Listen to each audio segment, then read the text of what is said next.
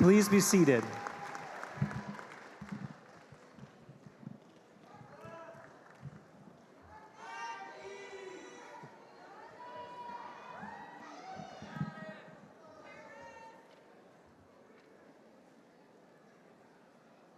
Family and friends of the graduates, honored guests, faculty, staff, commencement speakers, graduating seniors, award winners, and PhDs. Welcome to the commencement exercises of the Sociology Department at the University of California at Berkeley.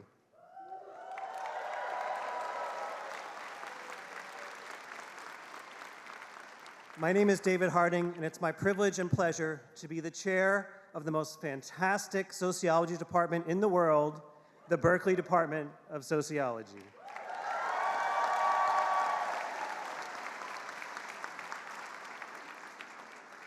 Sociology Commencement is particularly special.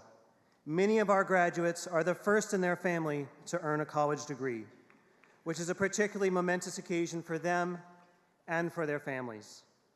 To support everyone's experience, I request that you please silence your cell phones, stay in your seats, and keep the aisles clear. Please refrain from blocking others' views of the ceremony, and please refrain from preventing others from hearing the program. We want all of our graduates and their families to hear their names as they walk across the stage. Thank you for your cooperation. As the department concludes its 78th year in this university, we have over 300 graduating seniors. They arrived here at Berkeley via over 300 different pathways. They leave with at least one thing in common: a shared sociological vision that enables them to see the world as it really is, and thus empowers them to be effective agents of positive change in the many fields to which they will contribute in the future. Joining me on the stage are department faculty and our speakers. I will quickly introduce them. We know you love them. Please reserve your cheering until the very end. In the back row on my left, Professors Jill Bakhorn, Joe Klett, Marina Romani, and Joanna Reed. In the front row on my left, our keynote speaker, Professor Arlie Hochschild, Professors Martin Sanchez-Jankowski, Mary Kelsey, and Lale Babahanian. In the back row on my right, our undergraduate speaker, Michael Temprano, graduate student speakers, Angel Ross and Tyler Leeds, and Professor Ekedi Mompondo Dika. In the front row on my right, Professors Laura Enriquez, Kim Voss, Sibel Fox, and John Kaiser.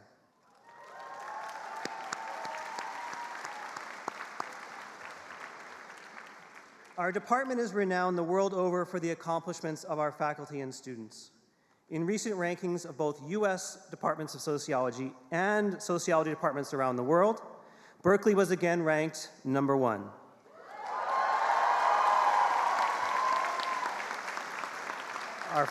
Our faculty have won some of the most prestigious awards in the country, including membership in the American Academy of Arts and Sciences and the National Academy of Sciences.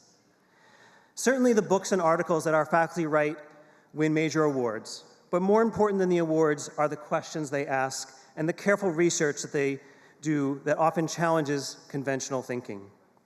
The department's research and teaching urges attention to the most compelling questions of our time. How are we to understand the causes and consequences of enduring social and economic inequalities?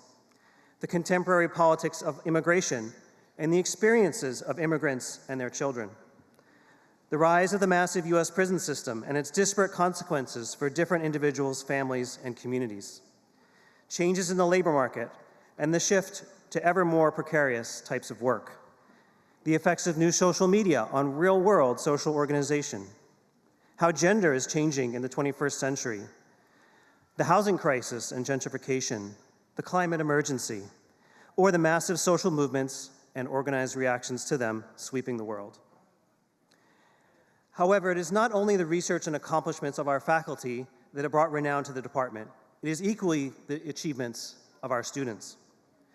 Berkeley PhDs consistently win awards for their books and articles and shape the sociology departments of colleges and universities across the nation and in other countries. and our BAs populate the ranks of innumerable professions, bringing with them the skills and special perspective of Berkeley sociology. That special perspective is profoundly shaped by the fact that Berkeley is a public university, and it is a public university in the state of California. Look around you, and you will see that our graduates and their families reflect much of the magnificent variety of the people of California. This is the first sociology commencement since we lost our dear colleague, Professor Michael Borovoy, who was killed in a hit and run on February 3rd. Professor Borovoy was a pillar of our community for decades, an intellectual giant, and a dedicated mentor and educator. Indeed, he played a central role in defining who we are as an intellectual and human community, and his courses on social theory were long a signature part of the undergraduate experience. Professor Borovoy was both a champion for and a critic of public universities, and he believed wholeheartedly in the essential role of public higher education. He would often remind us that the mission of public universities is simple. It is to educate the qualified children of all the people in the state, to bring the high-achieving children of janitors, nurses, aides, and dishwashers into classrooms with the children of doctors, lawyers, and community organizers. It is to make higher education accessible to students who are parents, who are differently abled, who are undocumented, who decide to return to school later in life, who may have been formerly incarcerated. The public mission of UC Berkeley profoundly enriches what our students bring to the classroom and what they learn in the course of their university education. As we acknowledge and appreciate what the graduates sitting before you have accomplished to arrive at this day, and to anticipate with excitement all the wonderful things they will contribute to society in the years ahead, I hope that we can pledge to fight to maintain accessible and excellent public higher education for the generations who will follow. In these times, more than ever, we must work together to ensure that the state and the University of California keep its promise to its people.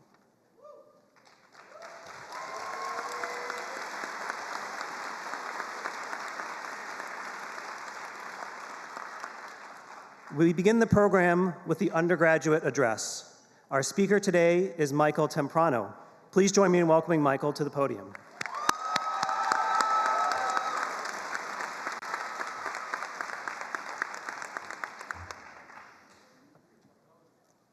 There's a moment every sociology student remembers, that instant when the world suddenly shifts on its axis, when you realize that what you thought was just the way things are is actually the way things were built.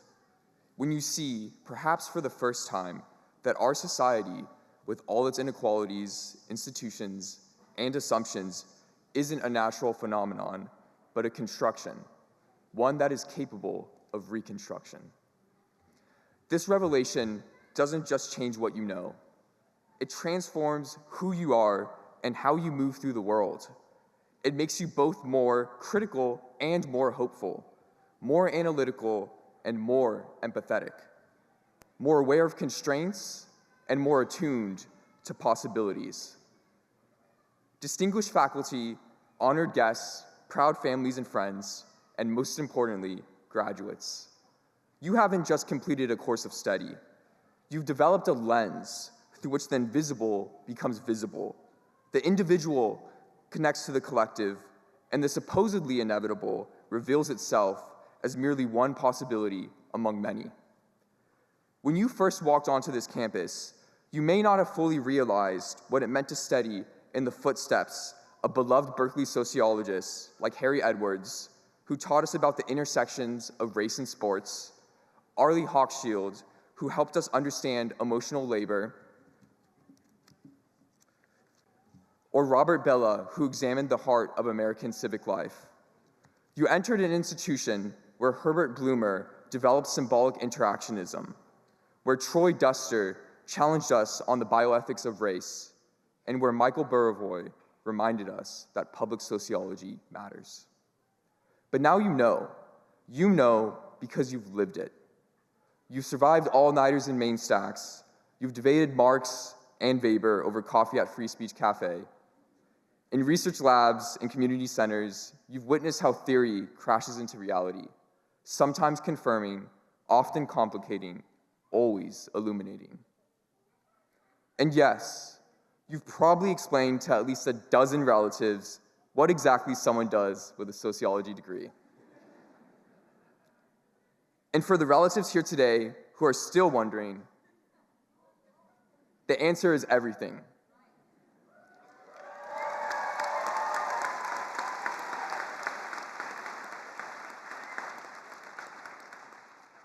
The truth is, in a world increasingly divided by ideology, sociology graduates are equipped with something extraordinary: the ability to see beyond surface tensions to the underlying structures that shape our social world.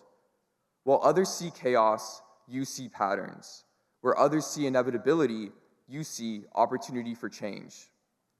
The social world isn't just something we passively inhabit.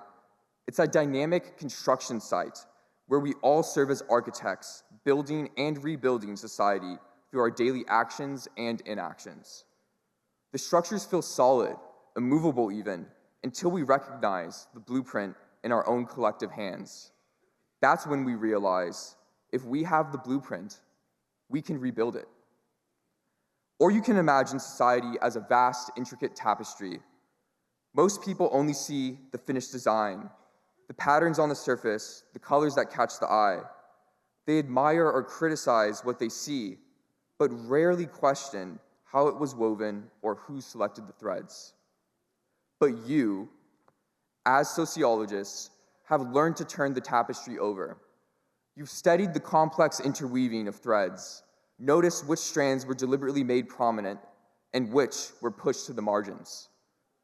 You've recognized that every choice in its creation reflected power, privilege, and possibility, and you've begun to envision how the same threads might be rewoven into more equitable patterns. So what now? As you leave Berkeley, how will you use this sociological imagination? Some of you will pursue academic careers, pushing the boundaries of critical race theory, gender studies, or economic sociology. Others will spark change in policy, law, healthcare, or education. But regardless of your path, I urge you to remain true to what sociology has taught you: that inequality isn't inevitable, that social problems require structural solutions, and that meaningful change happens when we organize collectively. The world needs your perspective now more than ever. We stand at a crossroads of history where the paths forward diverge dramatically. One path leads toward widening inequality, environmental catastrophe, and democratic erosion. The other, harder to see, harder to walk, leads toward justice, sustainability, and progress. The difference between these paths isn't just about policy choices. It's about perception. It's about understanding that every social problem contains within it the seeds of its own solution.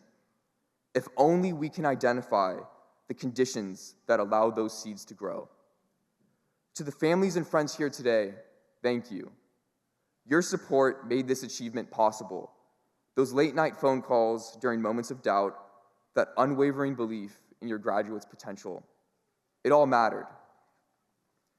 To the faculty, thank you for challenging these brilliant minds, for pushing them beyond their comfort zones, and for modeling what it means to be engaged scholars in a complex world. And to you, graduates, a few practical thoughts as you move forward. First, stay connected to each other, to this institution, and to the communities you study. Second, remain curious. The best sociologists are those who never stop asking questions, who approach the world with humility and wonder. Finally, have grace with yourself. As you fight for a more just world, remember that you deserve justice and compassion too. Class of 2025, you leave here not just with a degree, but with a perspective, a way of seeing and engaging with the world that is uniquely powerful. Use it wisely, use it boldly. As you walk across this stage today, you join a legacy of Berkeley sociologists who have transformed understanding into action. Now it's your turn to write the next chapter. Congratulations, and go Bears!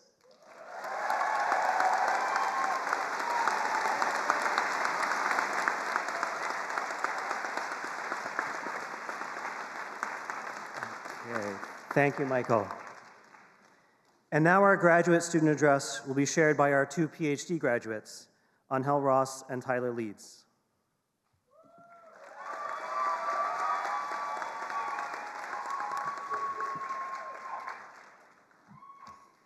Good afternoon, my fellow graduates, families, and loved ones. I have to admit that it feels a little strange to gather here in a joyful ceremony that is no doubt worthy of our celebration, but during a time of such uncertainty and fear. What brings me some solace is knowing that it is not the university that will save or redeem us, it is each other. Bell Hooks wrote that rarely, if ever, are any of us healed in isolation. What matters most is not the stage, the degrees, the rankings, but the bonds that we've built in defiance of the systems meant to divide and exhaust us. Angela Davis taught us that freedom is a constant struggle. Asada Shakur told us that it is our duty to love and protect one another. And so we honor that duty today and every day by showing up for each other, not just in the moments of triumph, but also in the long, messy, heartbreaking in-betweens. I want to tell you a brief story. Some of you knew Professor Michael Borovoy. His lectures were unforgettable, but what I'll always remember is that he had a way of making students like me, first-generation college students, and other underrepresented students feel seen and valued by the discipline. He challenged us to both critique the world around us while also deeply believing in the power of everyday people to radically change seemingly unmovable systems. A few months ago, just 2 years into his retirement and deep into a book on Palestine that showed his lifelong commitment to global freedom struggles and solidarity, he was struck and killed by a speeding driver while walking home to his home in Oakland. We lost not just a brilliant thinker, but a truly kind and remarkable human being. Michael's death really hit home for me because last year, my 14-year-old niece, Nina, was also hit by a speeding driver while crossing the street near her home. Miraculously, she survives, but her life has radically changed. She suffered a traumatic brain injury, a dozen fractures, spent months in a coma, and years of rehabilitation still lie ahead of her. Her body now moves differently. Her speech is modified, but her presence, her being, is a lesson in survival, in grace, and in stubborn, gritty love. And Nina's actually in the building with us today. Where are you, Nina? You don't know how grateful I am that you're here.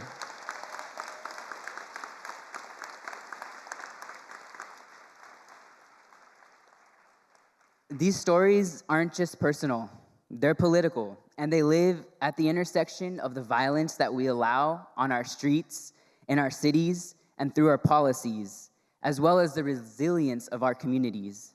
They remind us that no degree means more than the people that we've pledged to fight and struggle beside. So as you step into whatever is next for you with your new diploma in hand, I won't wish you success in the way that the university defines it. I wish you solidarity. I wish you courage.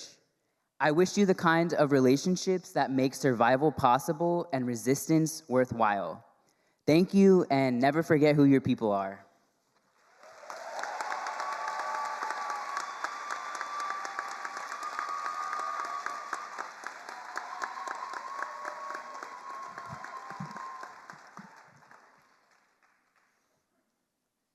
Universities are under attack. Sociology, in particular, is seen as a threat by the powers that be. In the state of Florida, the government has meddled in the curriculum to ensure no public university could fill a hall like this one with so many sociology graduates. A handful of states have all but banned the study of race and racism, daring professors to risk their livelihoods to put facts on a PowerPoint slide.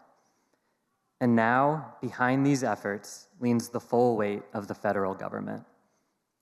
The irony of the attack on sociology is that it is quite sociologically savvy. It recognizes the specific danger sociology poses to power. Asking what constitutes that danger is the same thing as asking, to voice a question many parents in this hall have surely wondered, What exactly is sociology? Now, your acquaintances in political science have an easy answer. They study the state, the government, elections. And your enemies in economics have an even easier reply, and one that may calm justifiably anxious parents. But what does sociology study?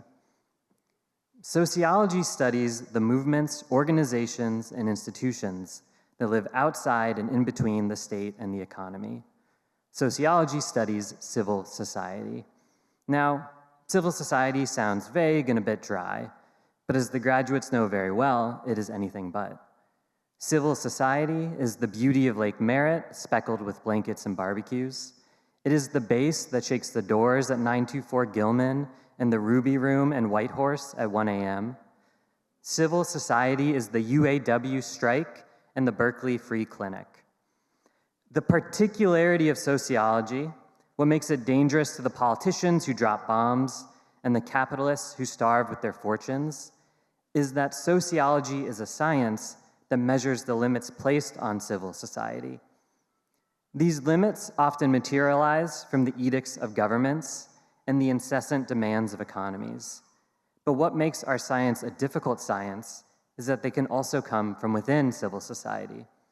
And here's another difficulty we face. Measurements are not in themselves moral.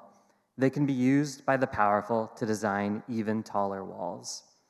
So it is not only because we study the limits on civil society that we are dangerous to the powerful. The powerful are kicking in our doors because our science, our measurements, mark off the distance from the world we have to a better world we can imagine. Sociology is a moral science because as a community of scholars, we have made the decision to root our practice in the theoretical imagination of thinkers like our friends Carl and W.E.B. Thinkers who fought their entire lives for a world that cultivated freedom, not for the market or not for the government, but within civil society. A moral science can with one hand measure the world as it is, and with the other draw a better world. As my mentor and friend Michael Buravoy wrote, sociology exposes possibilities within limits and thereby expands the limits of the possible.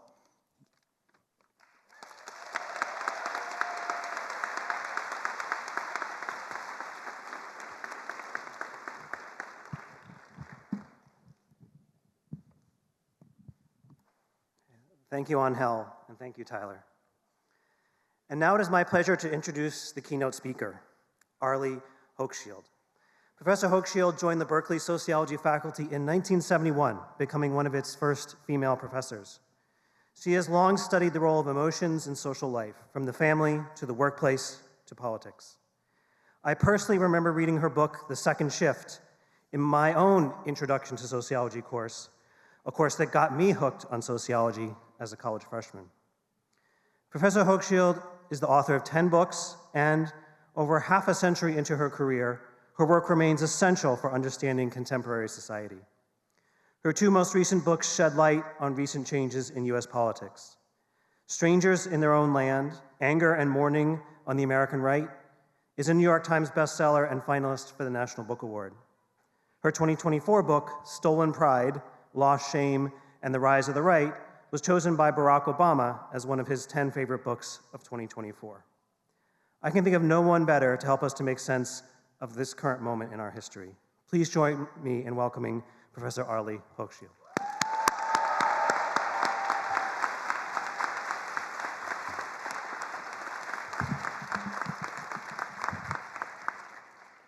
Congratulations, this is your time.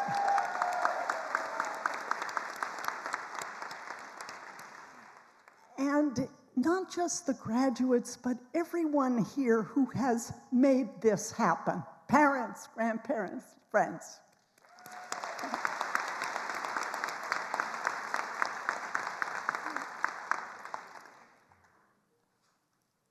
You've made some good choices. As David said, Berkeley is the #1 public university in the country.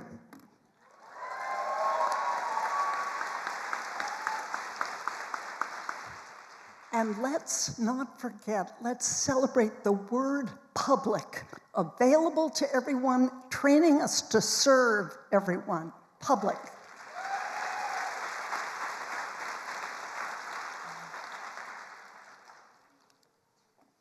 And the sociology department, we're not doing badly either. #1 in the country.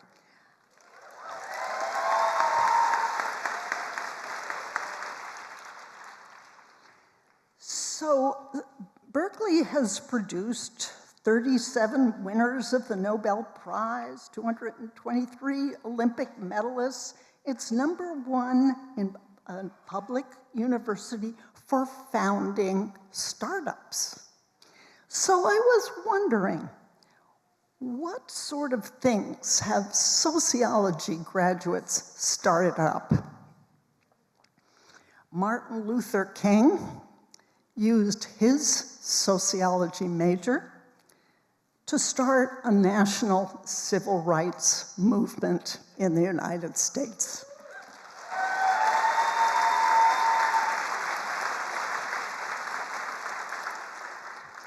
Michelle Obama, our former two-term First Lady to the nation's 41st president, majored in sociology and started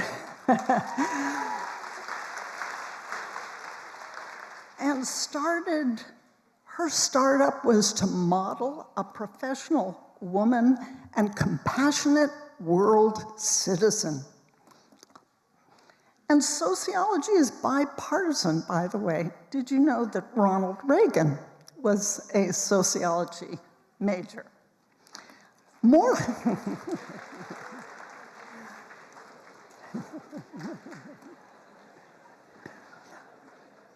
recently, Cory Booker, Democratic senator from New Jersey, earned an MA in sociology. And on March 31st, Booker gave the longest speech ever delivered in the US Senate. His record-breaking talk lasted 25 hours and 5 minutes.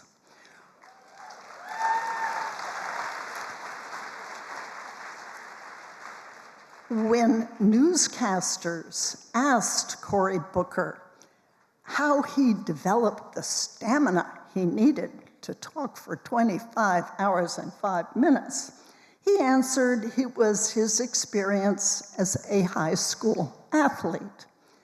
But I have another theory. In order to earn an MA in sociology, Cory Booker had to develop the stamina to read, really read, Max Weber's The Protestant Ethic and the Spirit of Capitalism, Emile Durkheim's Elementary Forms of Religious Life, Pierre Bourdieu, Logic of Practice, Jürgen Habermas. I have a long list here, W.E.B. Du Bois, and many, many more. So can't we make a case that sociology built up Cory Booker's stamina to talk for 25 hours? I think so. That's my theory. Now, you may be wondering how long I'm going to talk. Do you have 25 hours? No? Oh, okay. So, why did you choose sociology? I have a little theory about that. I don't think it's just that it fit into your schedule, it was a practical thing.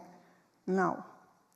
I think you picked sociology because something happened in your life, in your early experience, that gave you a way of seeing.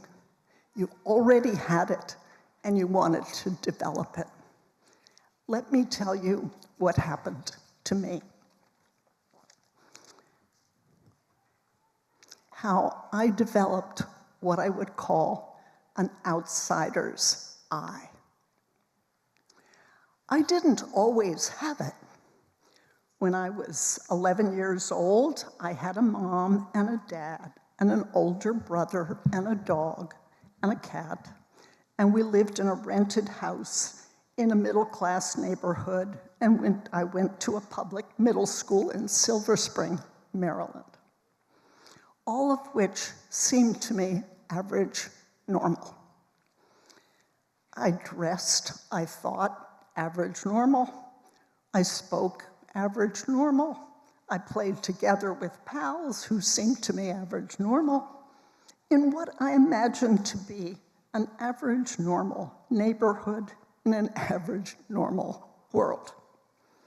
Then suddenly I turned 12 and something happened. My dad worked for the US State Department, and he was given a 2-year assignment which required us to move to the state of Israel in 1952. And as a matter of a week, I felt plucked out of my normal, average world. I found myself standing in line to enroll in the Tabitha School of Jaffa, which was a Scottish, very strict Scottish mission school. I was to discover you go into class and you stand until Miss Minty said, "Class, be seated." We sat. I was called there by my first name, Arlie, which in Miss Minty's voice felt like a cattle prod. Arlie, what's a hypotenuse? My parents had chosen Tabitha School because at the time it was the only school where classes were taught in English. So that was good luck for me. But as we all know, it's on the playground where children really look each other over. And the hottest hour of the day was at lunch, which to me seemed endless. I think it was about an hour, hour and a quarter, hour and a half. At the time, I was the only American among 200 students, except for a very shy 6-year-old boy who had very quickly adapted and sort of disappeared. So I knew no one. I spoke not a word of Hebrew or Arabic, and I was a full head taller than all the girls and most of the boys. And while I was dressed in a way that would have been average normal back in the 7th grade in Kensington Middle School, I looked completely weird on the playground at the Tabitha School of Jaffa. Worst of all, I was wearing a pair of brown and white leather Oxford shoes. Well, Oxford shoes were kind of average normal at Kensington Middle School, but they looked very strange on the Tabitha playground. Kids would walk by me and look up, way up at my face, and then way down at my feet, where they found Oxford shoes. Then they would go off in a little bit of a huddle and discuss the situation. Who was the new giant with the weird shoes? The other kids on the playground were not average normal, and I for sure didn't look average normal to them. I felt alone and ridiculous. And as I look back on it now, the important experience was looking ridiculous and dealing with the shame of that, fear of that shame. Now, when I returned home after school to my mother later that first day, she asked me in a cheery voice, "Well, how was school today, dear?" Words failed me. Only tears came. And when I could speak, I said, "When do we get to go home, Mom?" After a while, my mother tried to cheer me up, and by saying, "Look, if after 3 weeks you don't like it, we'll send you home to Grandma and Grandpa." And for 2 years, gradually it dawned on me that I was stuck with a new assignment to be the playground freak for 2 years. In my 12-year-old self, that was the worst thing in the world. But of course, it turned out to be one of the very best things because it gave me my outsider's eye. It was an inoculation against the fear of shame. It made me stop taking things for granted. It helped me start asking, why are things the way they are? Couldn't they be better? I went on to make fast friends with Palestinians and Jews who were fast friends with each other back in '52. And when 2 years later, I returned to my old life back in the United States, my outsider's eye came with me. It didn't look at all the same. My old friends seemed so young. My old neighborhood seemed so homogeneous, so monolingual, so white, and so rich. So in the absence of traumatized people. On trips to nearby Jordan, I'd been shocked to see children with thinning hair due to malnutrition and ragged shoes, or blinded by preventable disease. Now, my old neighborhood seemed to me unbelievably rich. So over the years, when I discovered there was sociology, I dove for it. Maybe I'll have a community of people that have an outsider's eye. Now, I've used it as a sociologist. My outsider's eye took me to study two-income families with preschool children, curious how do couples divide the work of making a home, taking care of children, doing laundry. And I found myself like the family dog, kind of seated on the floor, watching for who reached for the telephone first and who a child sought for help. And I got interested in the economy of gratitude that couples developed with each other for contributions to make a home. Who said thanks? How did that work? I got interested in how to be nice. So I went to Atlanta's Delta Airlines stewardess training program and sat among trainees who were being told, when you get on the 747, smile, really lay it on. You know, people are frightened. Your job is to be nice. And then I decided, actually, if you're going to look at the toe and the heel of the service sector in America, you have to look for people whose job it was to bear down and be less nice than natural. So I studied bill collectors. And I found myself in the Tenderloin in a bar interviewing a repo man whose job it is to repossess cars of people who aren't up on their payments. Well, the first book became The Second Shift. The second became The Managed Heart. I got curious about when a personal gift exchange, where you do something out of love and consideration, becomes an economic transaction. And that brought me to Gujarat, India, to the Ashanksha Clinic, where poor women became commercial surrogates. They were implanted with an embryo and brought to term a baby for infertile, richer couples in the United States, Canada, Europe.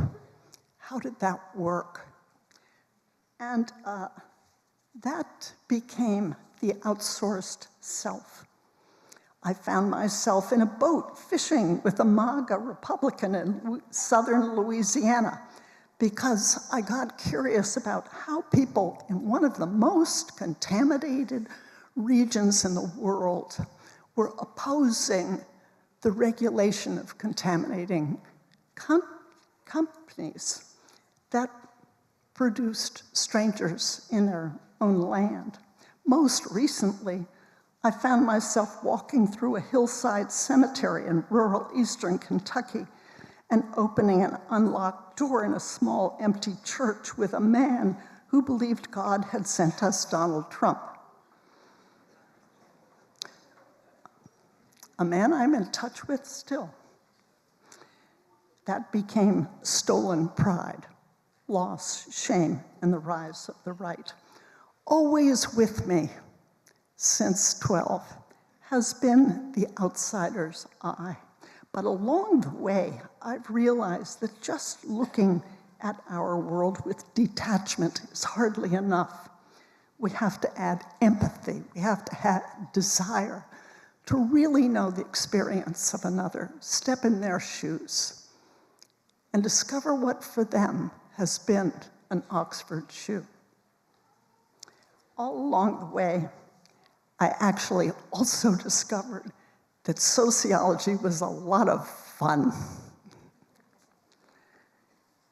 So the world you are graduating into is not an easy one, nor was it for those who have come before you, right in this room, who graduated as the class of 1930 into the challenges of the Great Depression, or who graduated in the class of 1942 into the World War II, or the class of 1965 who graduated at UC Berkeley during the free speech movement and the civil rights movement, the anti-Vietnam War movement, and the dawning women's and gay rights movement. And this was a period that forged my own identity. And in that, I think the lesson is that we can together come together and effectively change something basic, and that we can win. So you are now graduating, I believe, into a war on democracy. For we live in a time of great division, political tumult, and there are those in power now who want to return us to a period, the 1950s, or further back, the robber barons, 1870s, before a woman's right to choose, before Social Security, before the EPA, before the Voting Rights Act. And most important, I believe you're graduating into an era in which the breaking of checks and balances on democracy is before us already, front and center. Defending democracy, that's the crisis of your time, and it's being placed before you. And addressing it in one way or another is what I hope you feel called to do. As the Governor J.B. Pritzker recently said with regard to a threat to civil liberties, Today, it's an immigrant with a tattoo. Tomorrow, it's a citizen whose Facebook post annoys Donald Trump. Those I come to know and value in Eastern Kentucky tell me, oh, that's hyperbole. But for me, myself, I take it very seriously. So whether you go out and run for public office, fight legal battles, become a media influencer, revolutionize education, care for the elderly, write books, act on stage, become a skater, ice skater, fight climate change, push for green energy, whatever your startup, have fun with it, and bring to your work and life your own outsider's eye, and bring to it your desire to create a more compassionate and peaceful world. And lastly, may you come to befriend the very part of yourself that ever felt like an Oxford shoe. Thank you. Godspeed.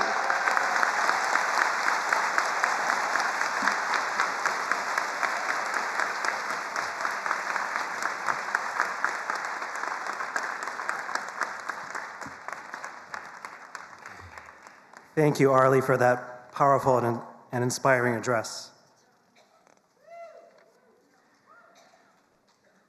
Every one of our graduates here has accomplished a great deal, but we set aside this time to acknowledge some of their special achievements. I'd like to call our award and prize winners to the right side of the stage. To present the awards, I call upon Professor Martine Sanchez-Tenkowski.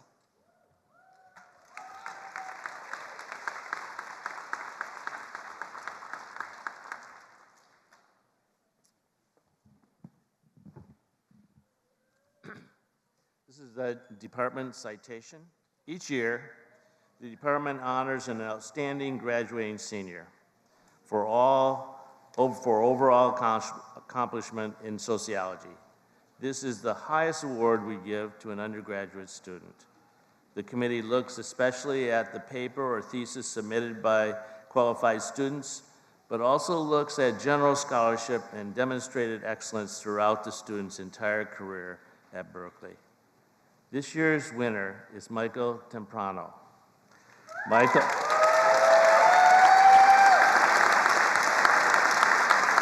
not quite. Michael's thesis is, quote, litigating on the public radar, class action, accessibility, and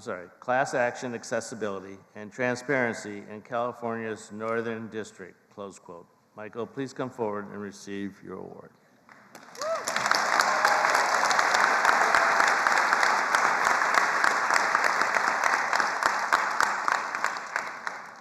I'd also like to recognize Lark Jangye, who received honorable mention for their exceptional thesis entitled, quote, Alternative Gender Realities, Asian American Pacific Islander Cultural Negotiation in Bay Area Ballroom Communities, close quote. Lark, please come forward and receive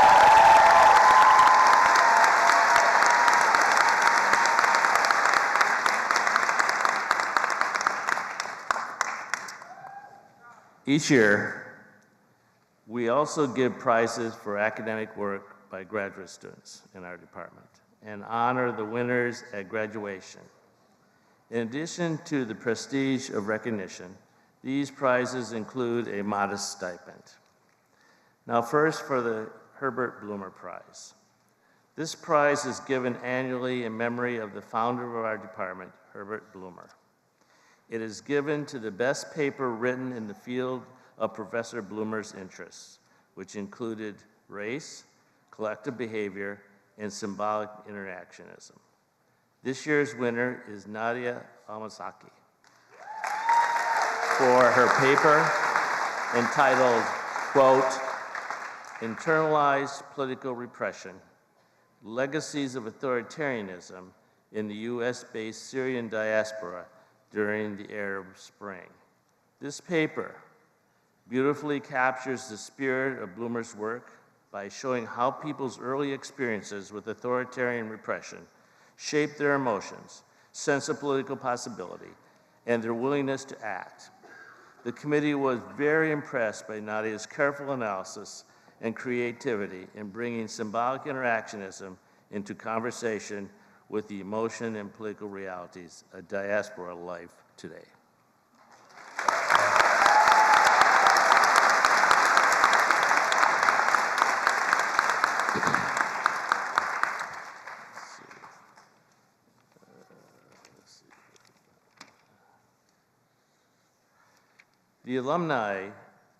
The Alumni Prize in Public Sociology.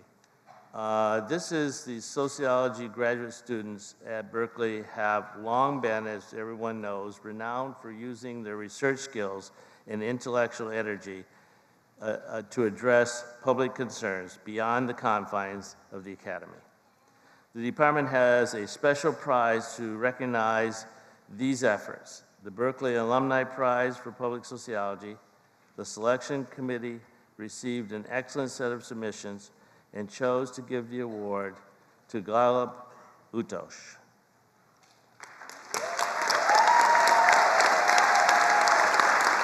Before he comes on, let me just say a few words about why Galeb was actually chosen. Galeb's project embodies the public moment. When he is giving presentations to middle and high school students and environmental chaplains, he brings a sociological lens to a major environmental and social problems, one we're very aware of today, and that is fires. His presentations discuss the history of environmental stewardship of the indigenous population that managed fires previously, their subjugation, isolation, denigration by the settler colonialized white population, and the white population along with them in terms of having to deal with a growing problem, fires. And the need, therefore, to take seriously the alternative perspective offered by indigenous populations in order to ameliorate this problem. His goal is to transform the thinking of succeeding generations about fires and how to prevent them. Please give a warm welcome to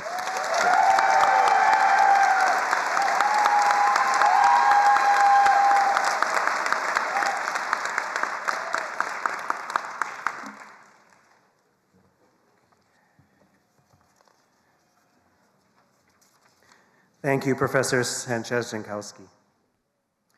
We now come to the heart and soul of today's event, the awarding of degrees. We start today with the PhD, our highest degree. Today we honor two scholars who have earned our highest degree, the doctorate in philosophy. For each of our PhDs, the road to the doctorate has been an impressive journey. Each has completed several years of graduate coursework, researched and written a master's thesis, taken oral examinations, and ultimately embarked on a major original research project. The project was then carried out and analyzed in a dissertation that can run anywhere from 200 to 500 or more pages. The title of each graduate's PhD dissertation is published in the program. The PhD is symbolized by the colored hood of the Doctor of Philosophy. You'll notice that all the faculty members have such a hood. The colors on the hood signify the degree and university from which they graduated. Today, each newly minted PhD will receive the blue and gold hood of UC Berkeley from his dissertation committee chair or another faculty member. We now begin the conferral of the Doctor of Philosophy degrees.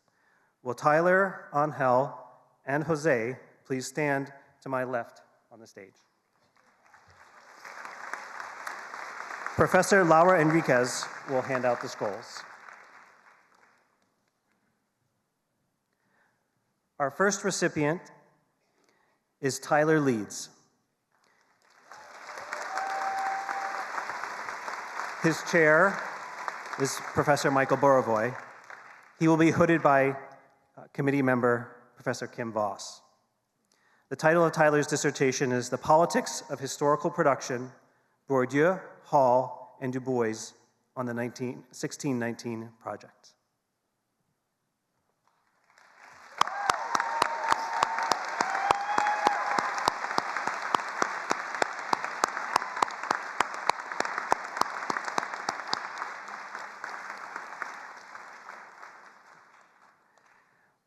Our next PhD recipient is Angel Mendiola Ross.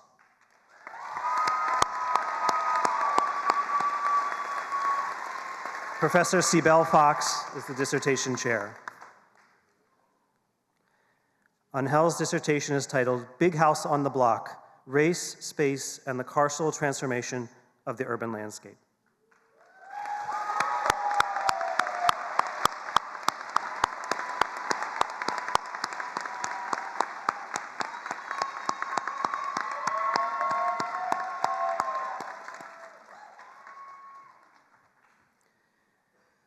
We also confer the master's degree. The MA is significant in that it requires original research prior to the student embarking upon a project of the scope of a dissertation. And the hope is that a student's MA research may be the basis of their first publication. Today we recognize one recipient of the degree Master of Arts, Jose Alvadanez. Please come forward.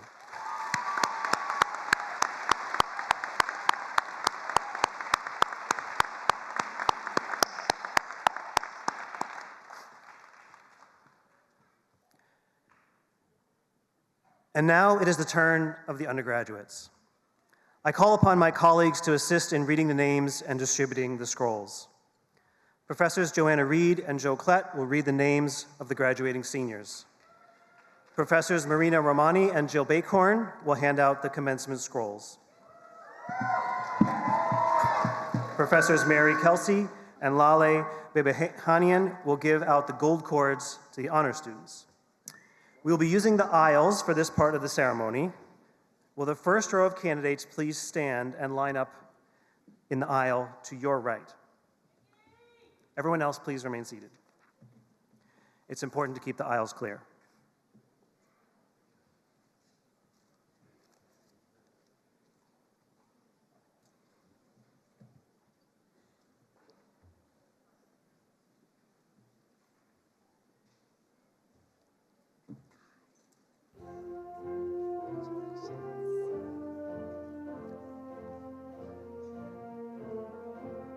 Cara Leticia Romo.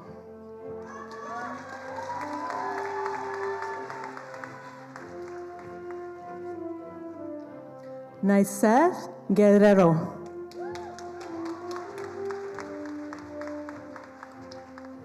Sophia Noel Wright.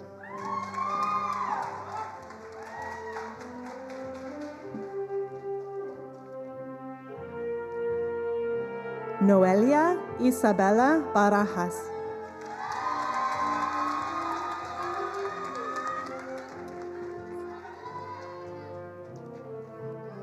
Raquel Lopez Blanco.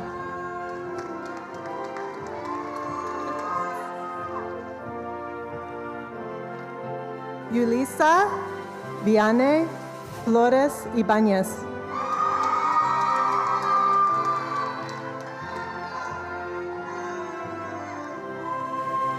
Maria Herrera.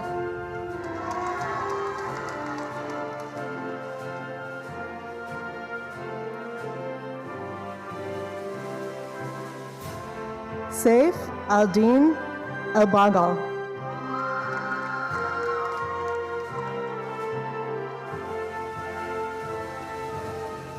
Mongying Chen.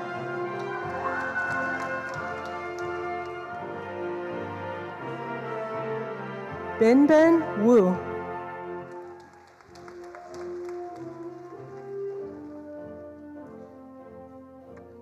Lin Yong Song.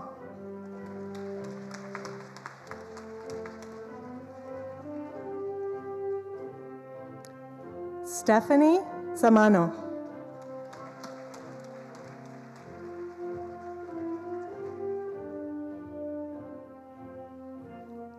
Jenny Chen.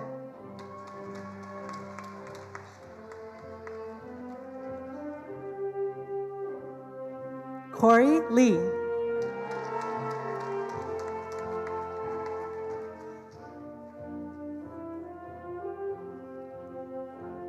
Caroline Rojas.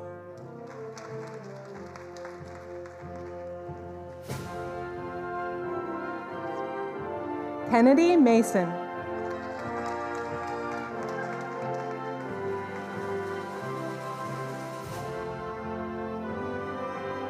Isabella Tiese.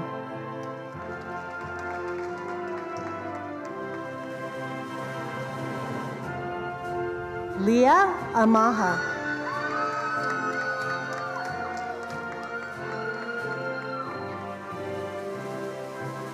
Mireya Sierra Vargas.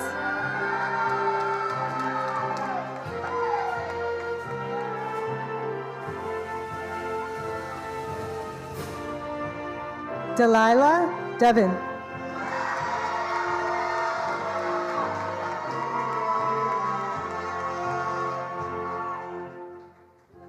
Drachi Lee.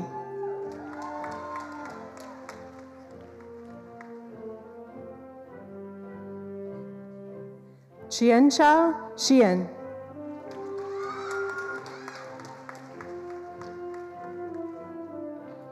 Cassidy Chang.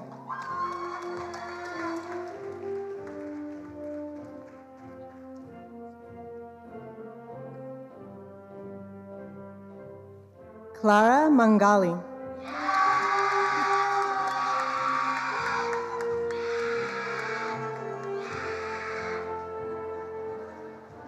Nick Chamte.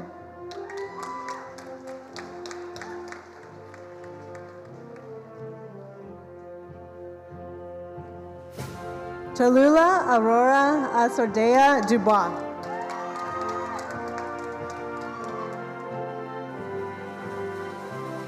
Mia Norling.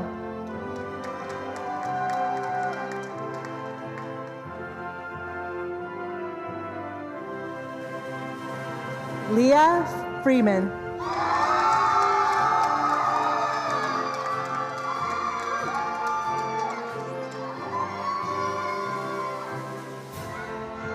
Arturo Chich Regosa.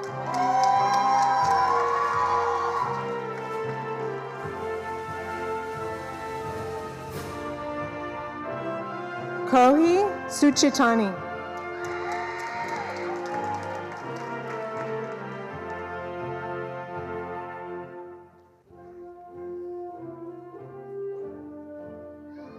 Dominique Luau Ocampo.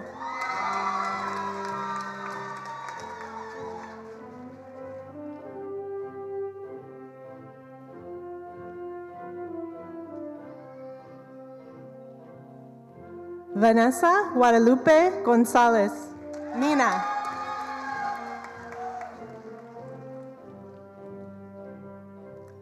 Eileen Fuentes.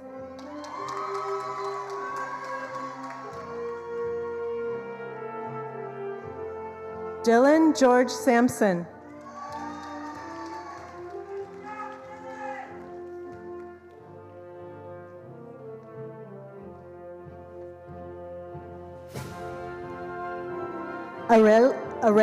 Aurelia Carriolo.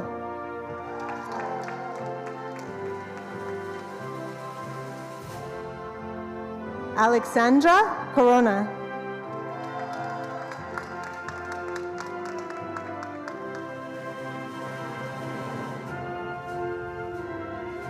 Maya Vijay. Yeah.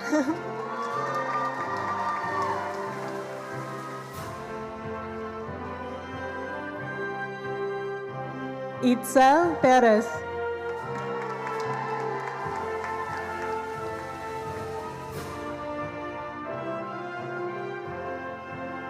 Madeline Ann Moons.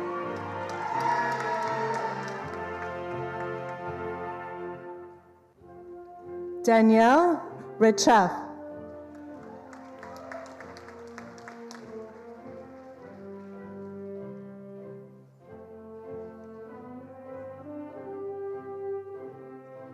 Mavi Hodologi.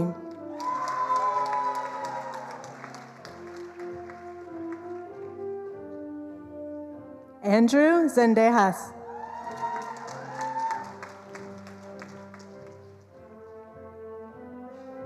Caitlin King.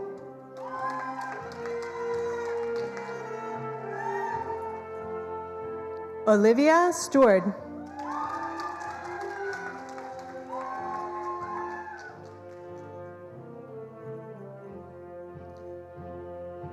Vijay Aurora.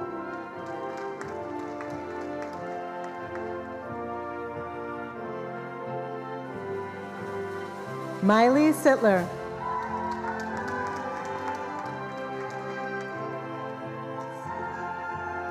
Jack Dinsmore.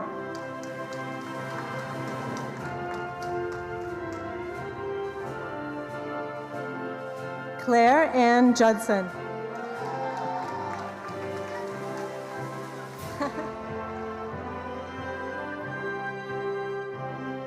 Liliana Frasca.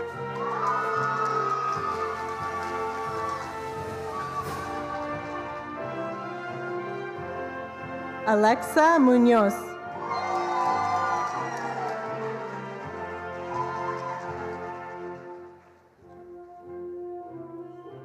Nia Elric.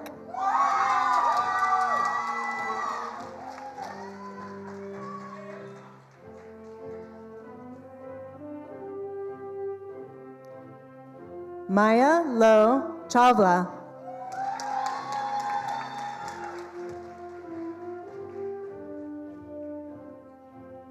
Mark Anthony Razzo.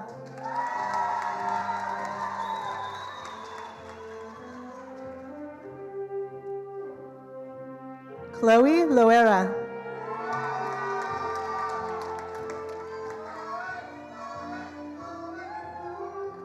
Carol Lee.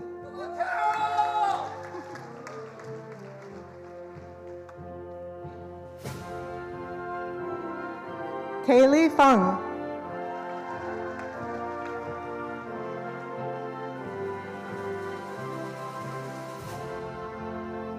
Joshua Mengdo Zhao.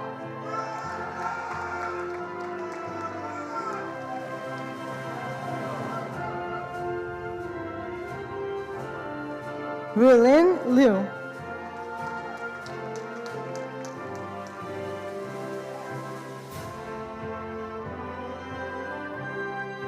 Paloma Paola Granados Garcia.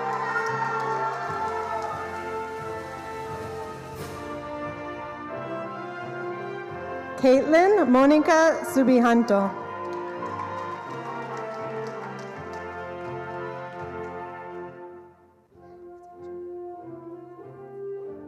Juliana Santiago.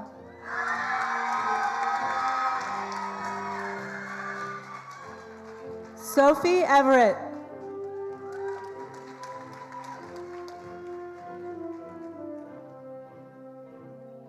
Chloe Frances Richmond.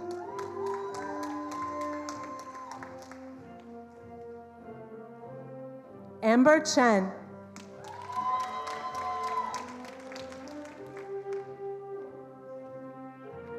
Karishma Patel.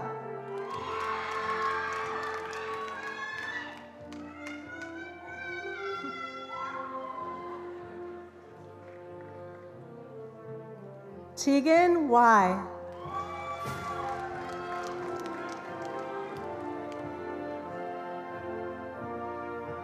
Jordan Young.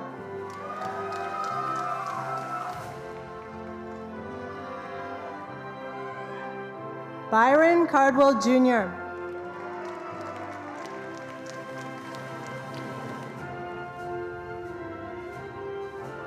Nishad Karulkar.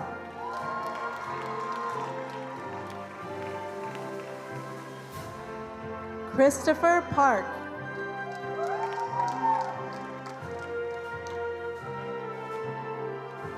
Johnny Bashawati.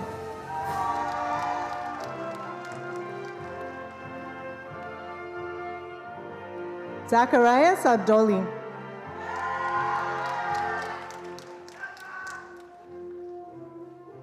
Jitong Yao.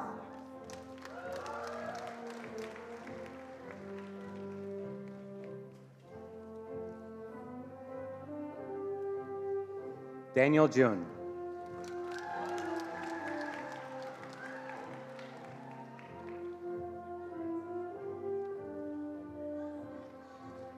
Ji Yoon Jung.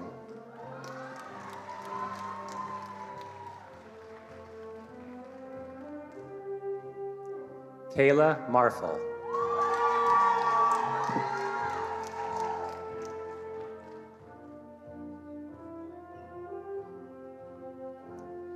Leah Marilena Gutierrez.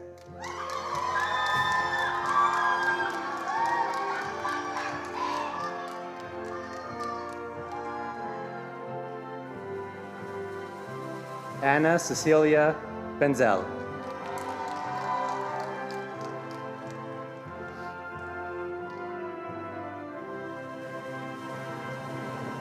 Michael De Campos Inkster.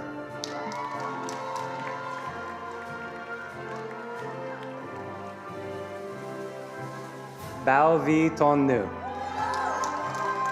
Congratulations.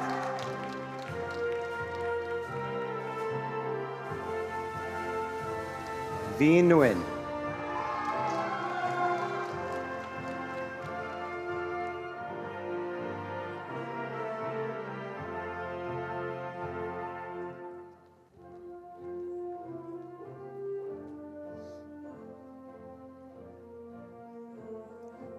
Janika Dow.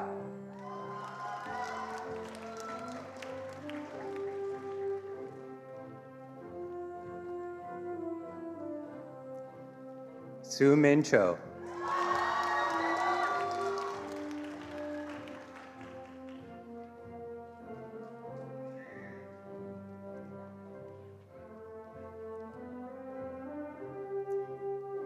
Angeline Wijono.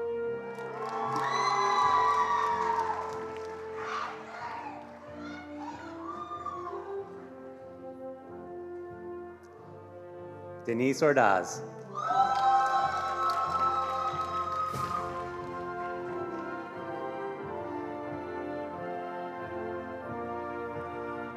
Savannah Ramirez.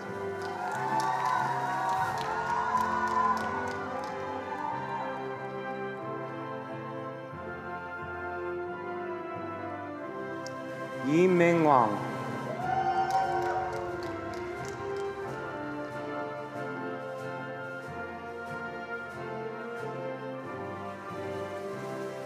Zhenhan Liu.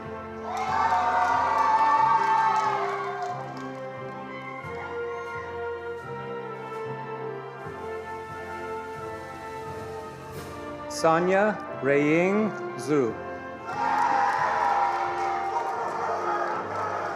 Congratulations.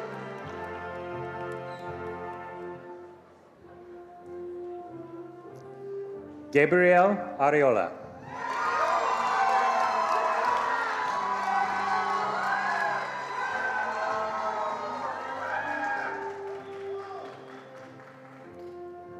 Julio Argueta Carranza.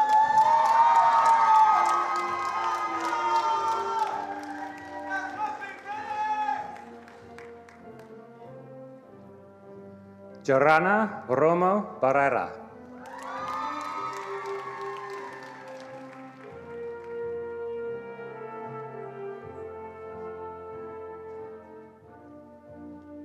Angelica Gonzalez Batista.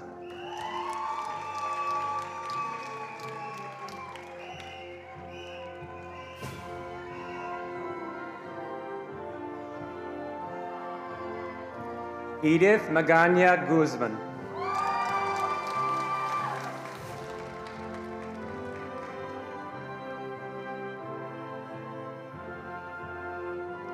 Paris Rivera.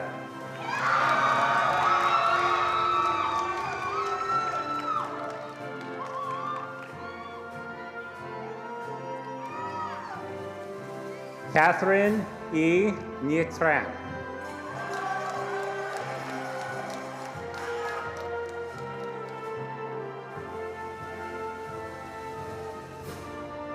Sherry Huang.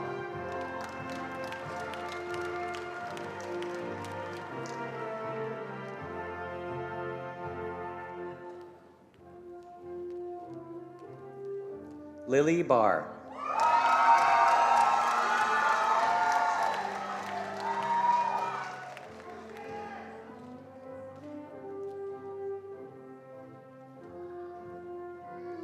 Chloe Ma.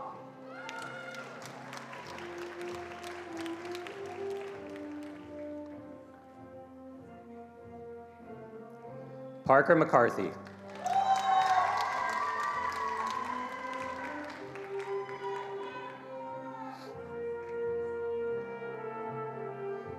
Lupita Gonzalez.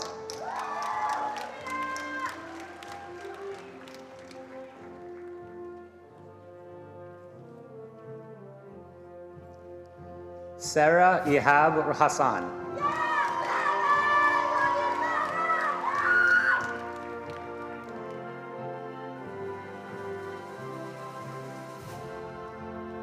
Jessica Revolorio Parr.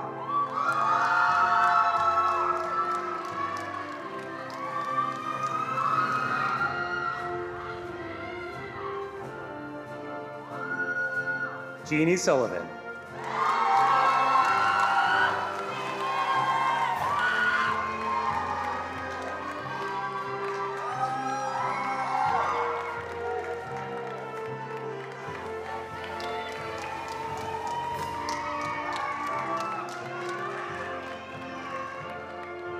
Ashley Yasuri Hernandez.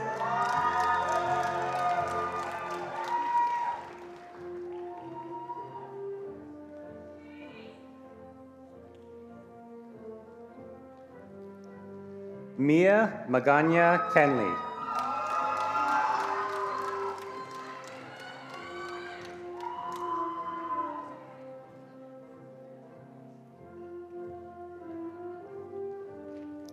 Lucia de Trinidad.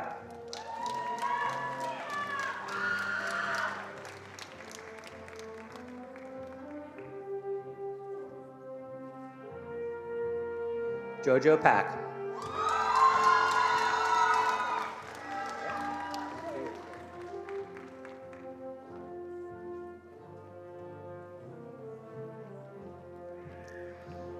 Calista Celeste Vela.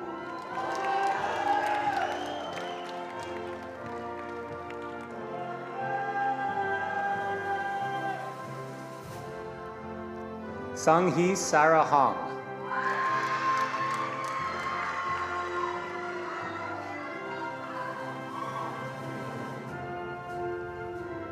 Sean Rush.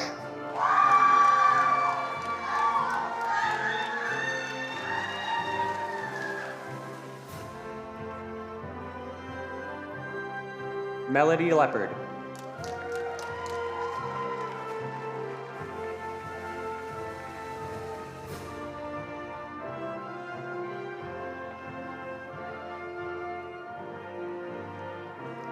Vincenzo Cono.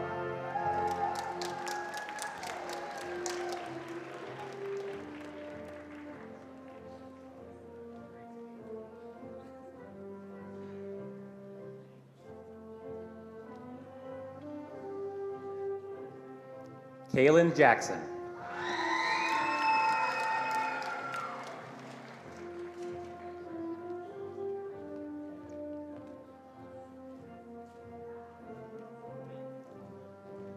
Heidi Christine Mendez.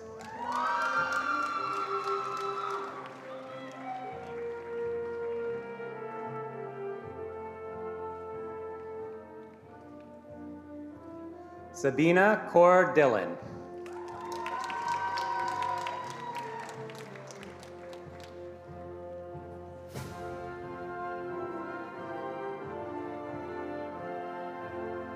Ingrid Shia Ardon.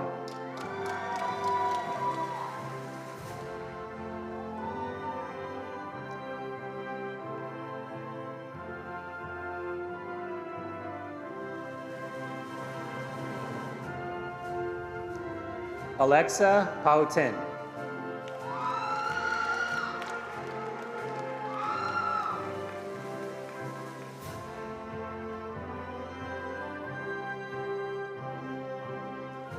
Yasmin El Hatafi.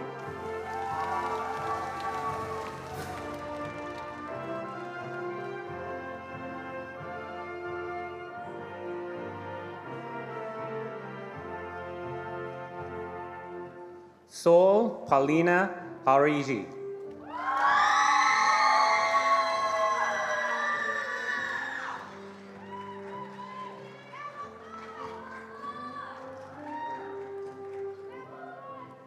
Fatima Alvarado Murillo.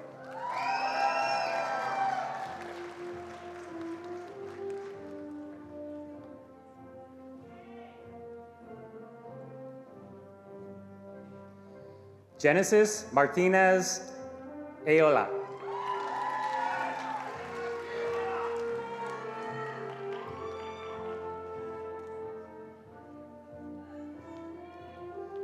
Ryusuke Yamamoto.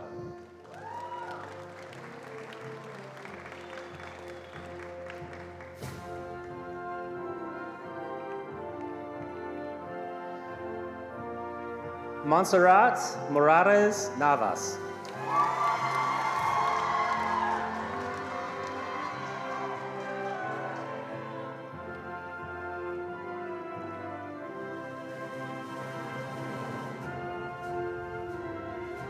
Chelsea Suazo.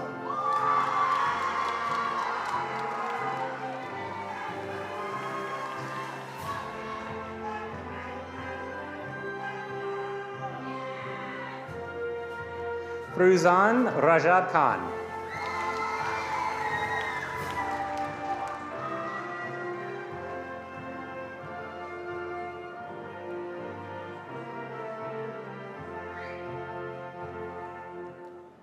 Napiza Rampo.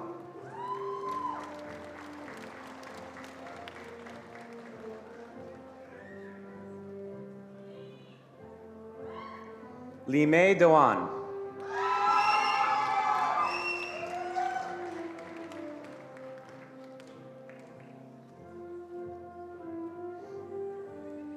Faith Vega.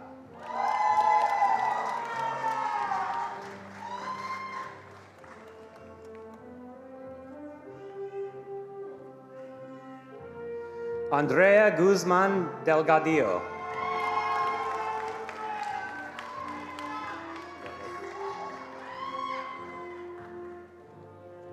Christopher Nolan.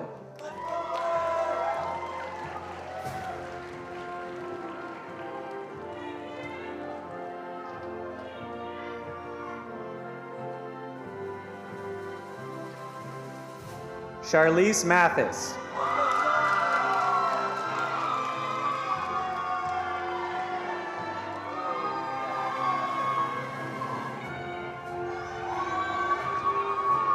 Clark Nguyen.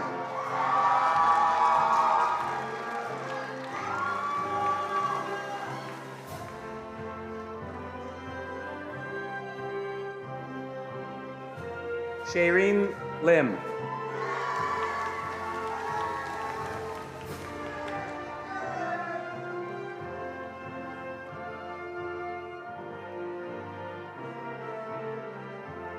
Quetzali Ortega.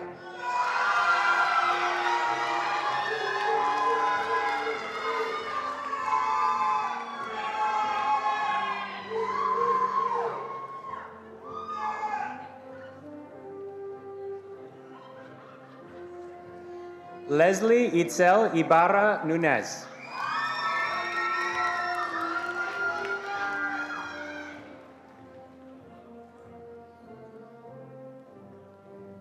Pinky Rackney.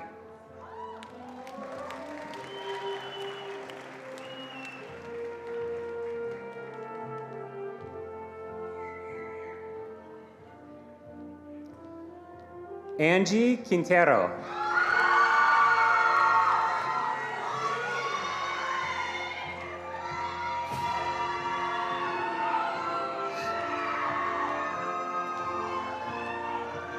Jane Kenny.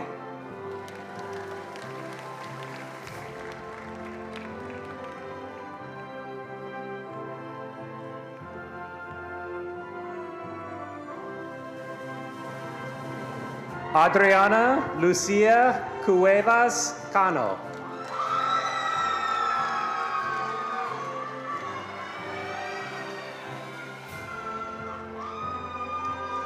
Clarissa Martin.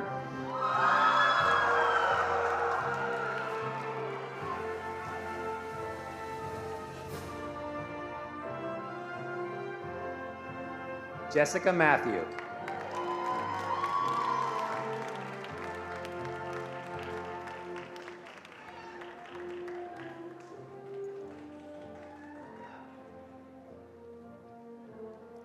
Maya Inku Mekeresi.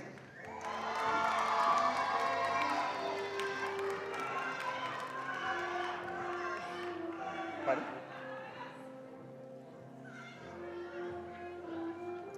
Sophia Jaquez.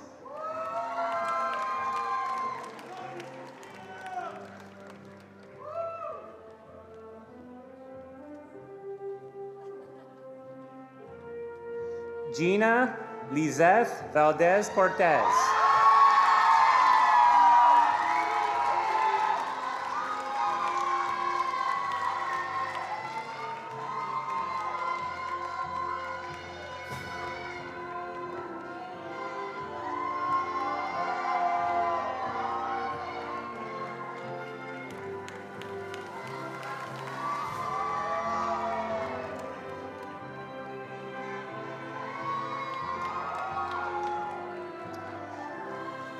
Zuleika Arameo.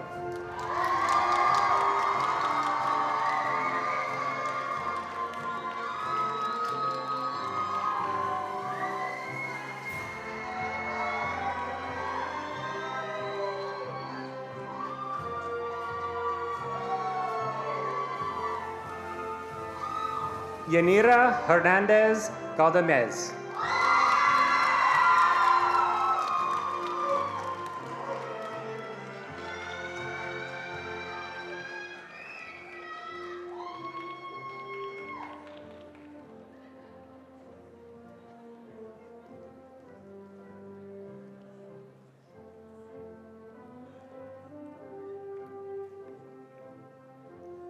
Feng Bo Wang.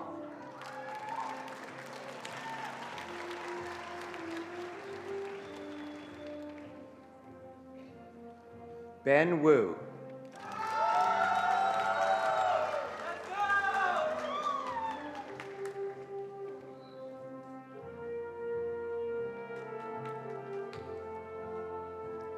Ellen Rose Mactangbo.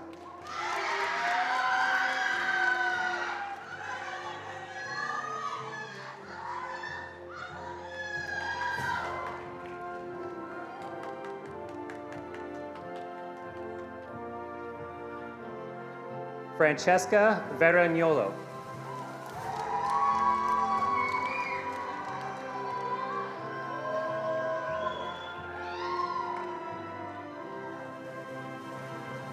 Catherine Navarro Flores.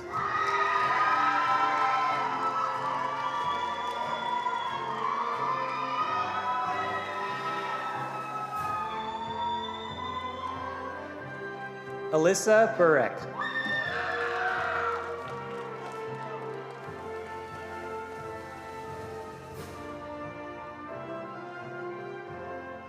Elaine Chang.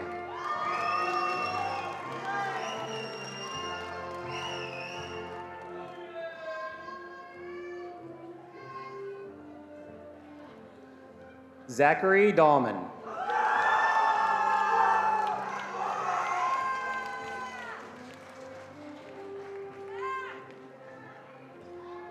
Allie Dunleavy.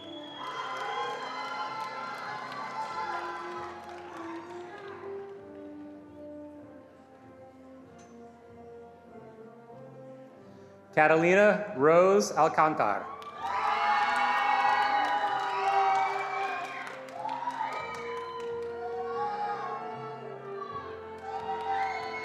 Elise Brown.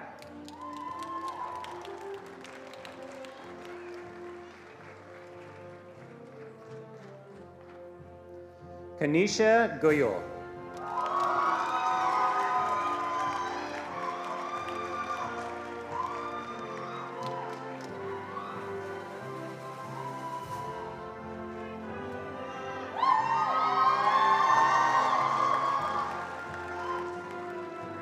Luis Amorillo.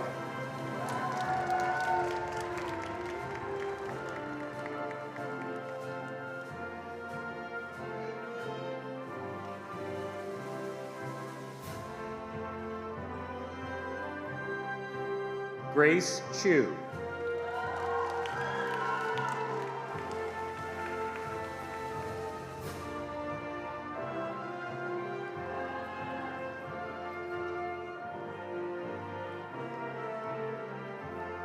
Van T. Dong.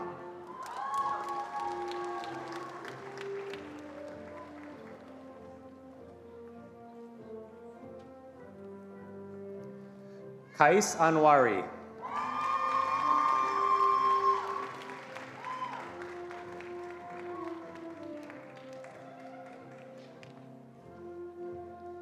Junwang Zhang.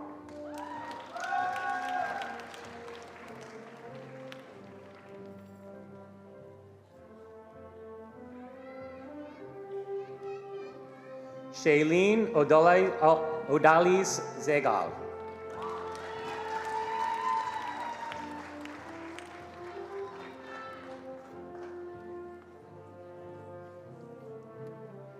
Ava Saylor.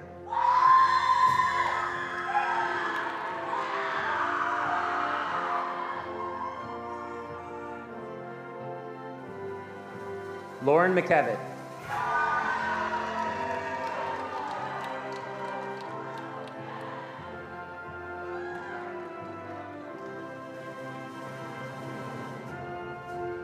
Xinying Lin.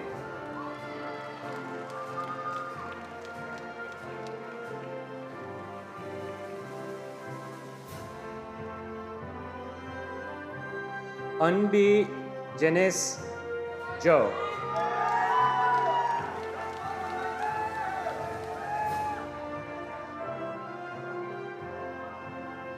Vivian Terrell.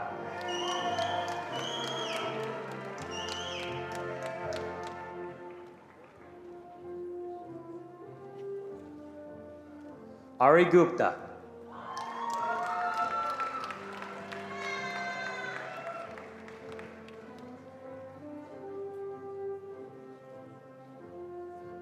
Mona Eldabashi.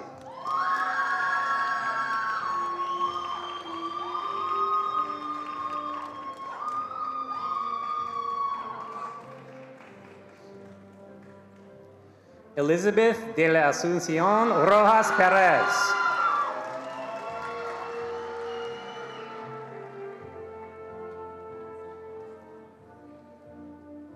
Sofia Cuevas.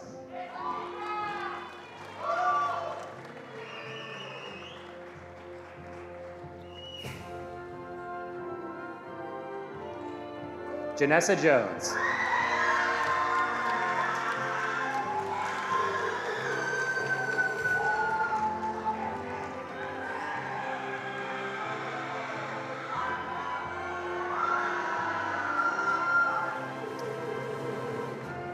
This year we are conferring degrees on 19 honors students. These students participated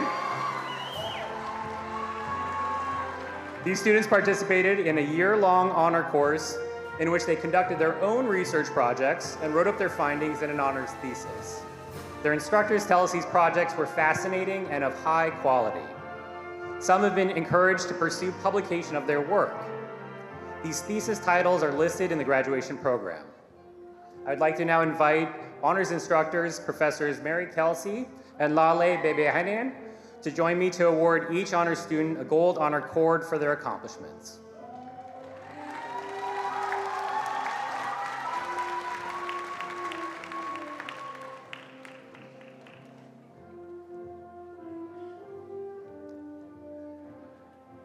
Genesis Sarai Galindo Leva.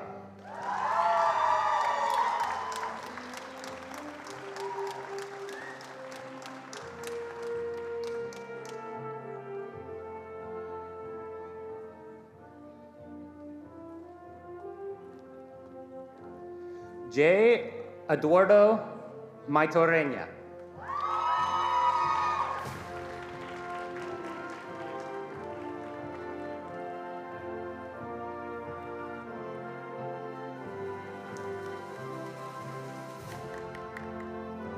Lindsay Marie Duncan.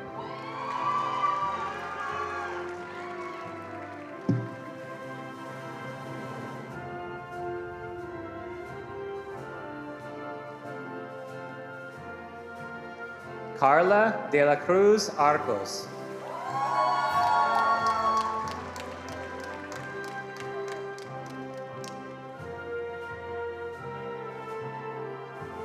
Emily Luna.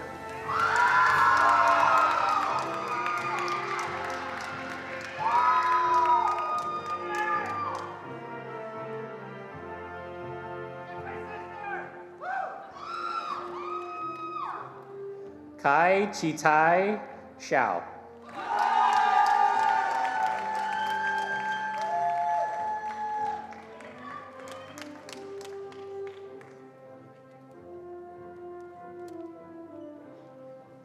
Lark Cheng Ye.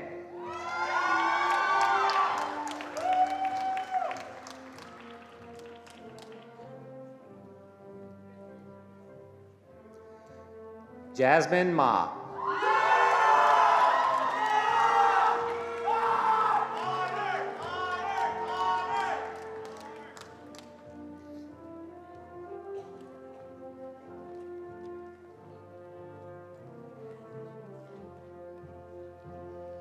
Yara Shem.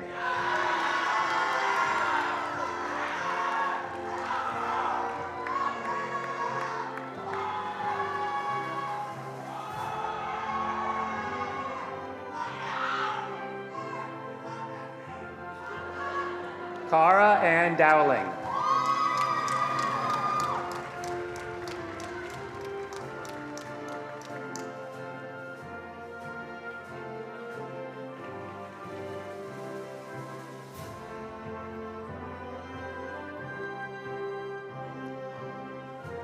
Liv Tandiwe Bjorgum.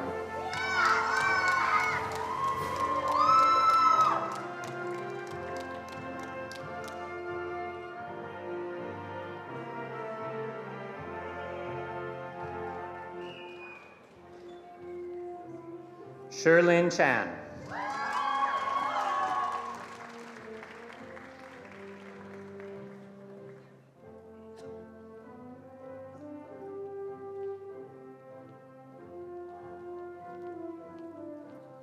Faith Hudson.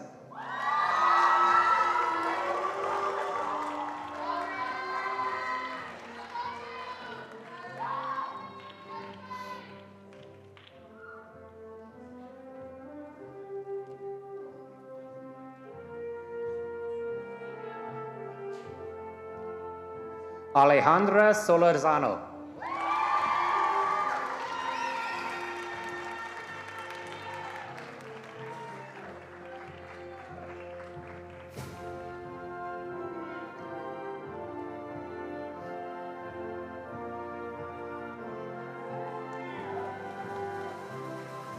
Sarah Michelle Varley.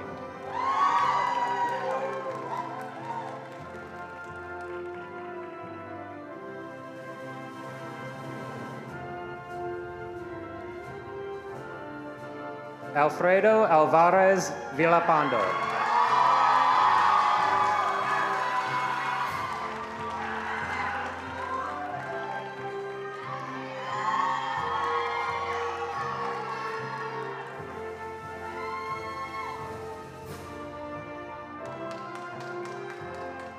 Adrian Caceres.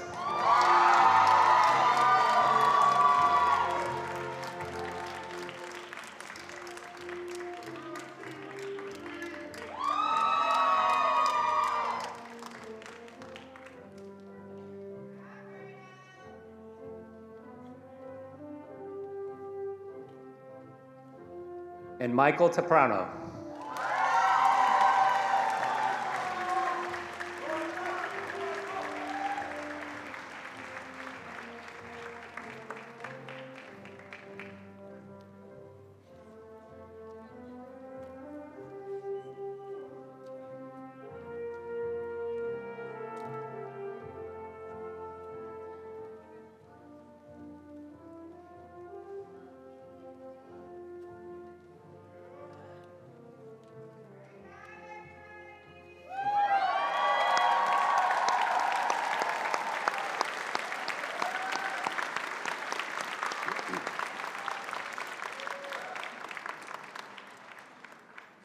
And now for an age-old symbol of passage. When tasseled caps were standard academic apparel, undergraduates wore their tassels on the right, graduates wore them on the left. Bachelor's graduates, please put on your caps with the tassels on the right. Now, leaving your tassels on the right, stand and face your families, friends, and honored guests.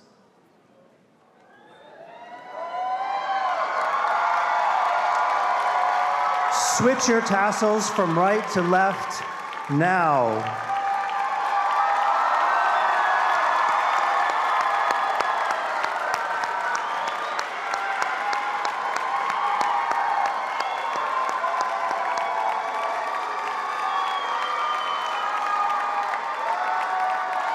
I present to you the fantastic class of 2025.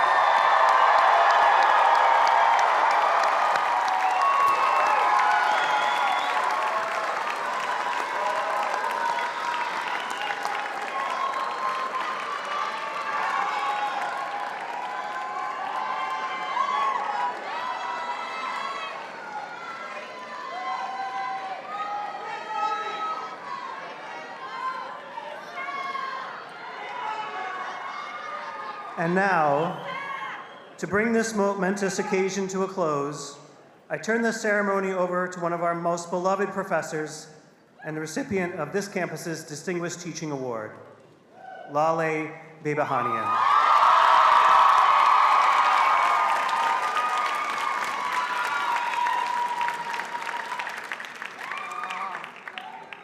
I love you. Oh, I love you more. So thank you, Dave. Thank you to all our speakers today. Professor Hochschild, thank you not only for being with us today, but for your many decades of work and contributions to our department. It is an honor to share this stage with you.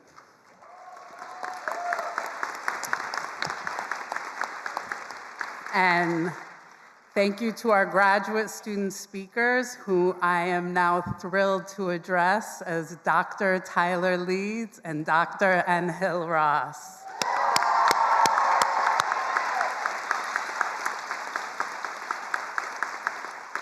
And thank you, Michael Temprano. You epitomize what makes our sociology students so exceptional. Thank you so much.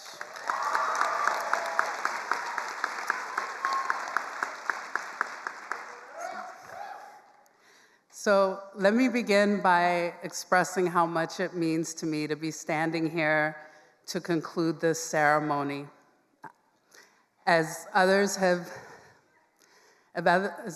spoken on, a few months ago, we lost our beloved Professor Michael Burrovoy.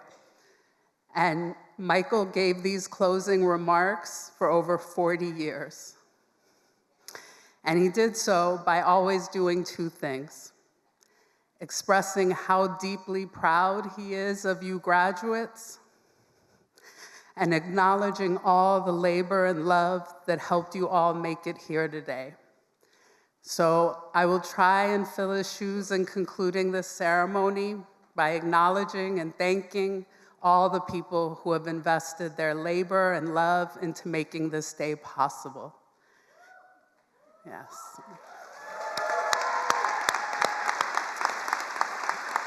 And I'm going to name them all, beginning with our faculty, whose brilliance and passion for teaching inspire and bring out the best in our students every day.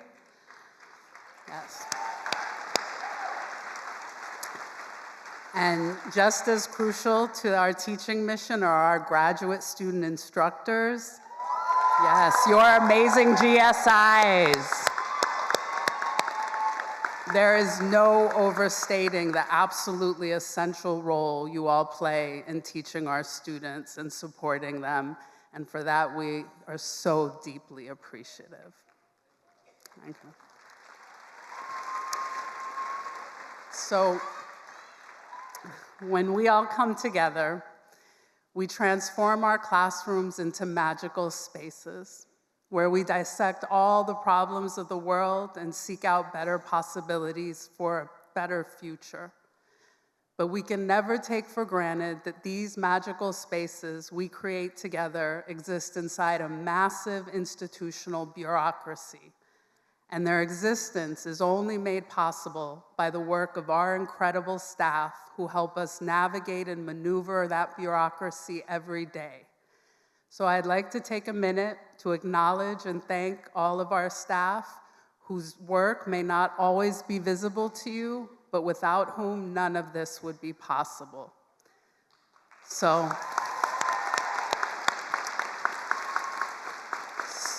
let me first introduce all of them to you, after which I'd like you to join me in another big round of applause.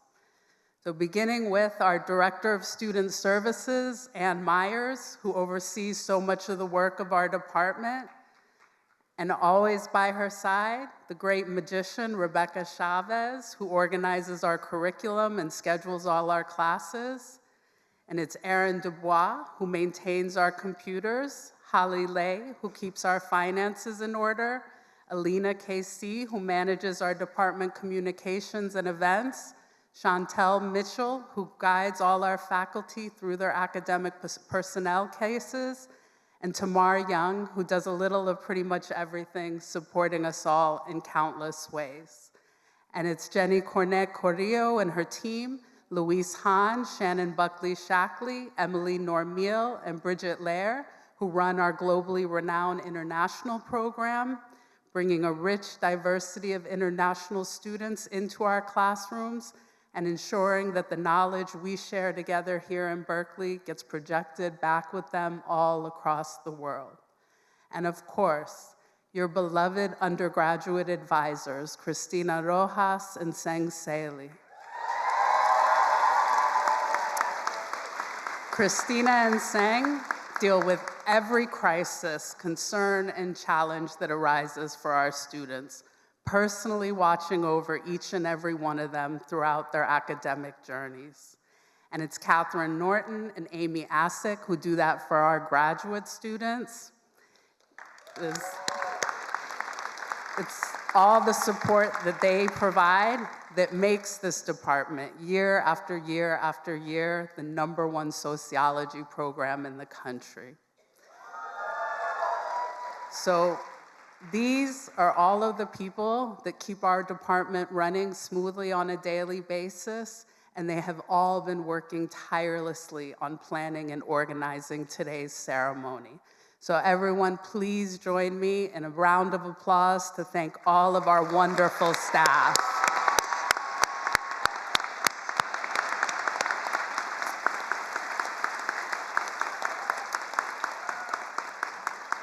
Now, there's one final staff member who I want to especially acknowledge and thank, and that is Michael Schneider, who has managed our department with so much care for so many years. Michael has been working in our department and the larger UC system since 1995, and this year he is retiring. Michael, thank you so much for your 30 years of service to our department and the university.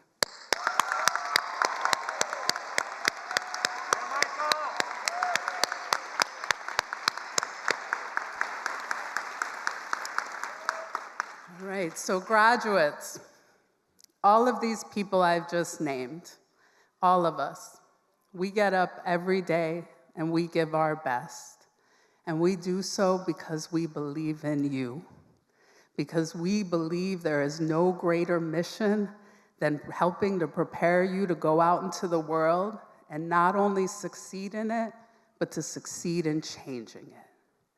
And every graduation is a special occasion, but today is extra special for all of us because you are the class of 2025.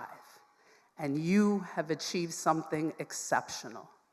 Not only have you shown all of the hard work and determination that's necessary to graduate from UC Berkeley, but you've also done so under unprecedentedly difficult conditions. You are a generation that had to finish high school and begin college under the extreme conditions of a pandemic. And the challenges that you have faced have been enormous. But through them all, you have persevered and made it here today. And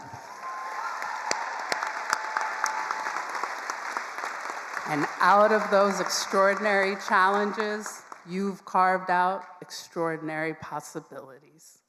You are a generation that is brilliant, bold, and passionately committed to fighting for a more just world. You are the class of 2025, and you are truly extraordinary.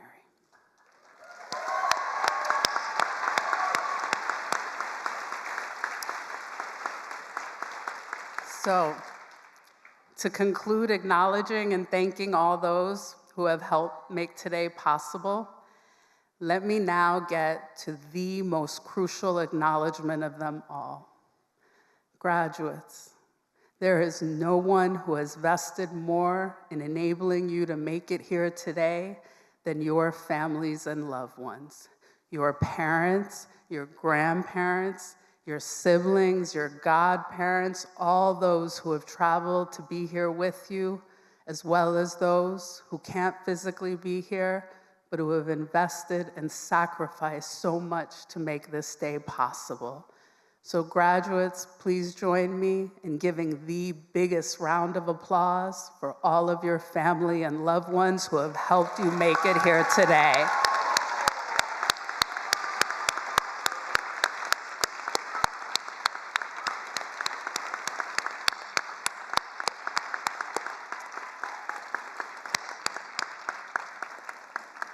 And finally, I want to especially acknowledge all of you first gens.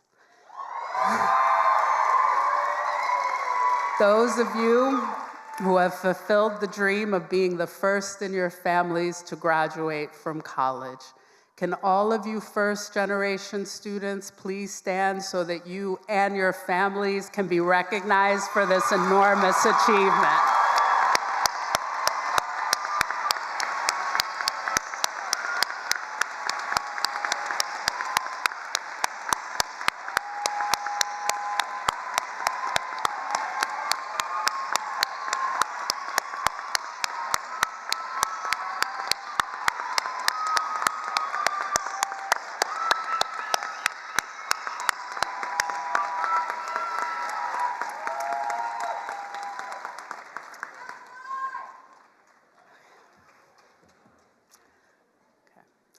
So let me now finally bring this ceremony to a close by speaking to all of you graduates on behalf of all of us who have gathered here to honor you. We are so deeply proud of you. We are proud of the education that you have worked so hard to attain. Now we want you to take that education out into the world and use it to do three things. Use it to provide for and take care of yourselves and your families. Use it to be of service to people in your communities. And finally, never forget what makes you sociologists and use it to fight like hell for a better world. Congratulations, class of 2025.